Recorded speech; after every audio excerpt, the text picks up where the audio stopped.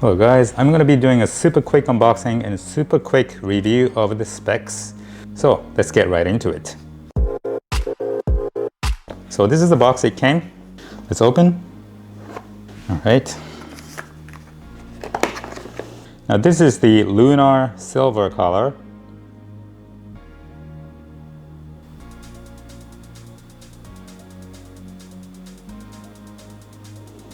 The silence, vibration, and sound toggle switch. The power button, volume control, front speaker, bottom speaker, USB Type-C charging port, and SIM tray. In the box, we get 65-watt charger with a USB Type-C cable. So the charging brick is included. There's nothing else in the box.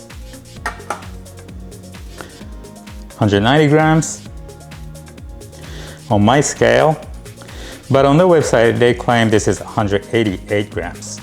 Display is 6.55 inches, and this is an AMOLED panel, and it can go up to 120 Hz refresh rate.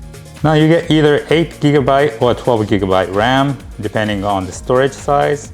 You have an option of 128 GB or 256 GB. The battery inside is 4,500 mAh. The main camera, they use Sony IMX586. It's got 48 megapixel sensor with a pixel binning. The main lens has OIS and EIS. The ultra wide angle lens, it's 16 megapixels, no OIS. It's got a macro lens of 5 megapixels and it also has a monochrome lens at 2 megapixels.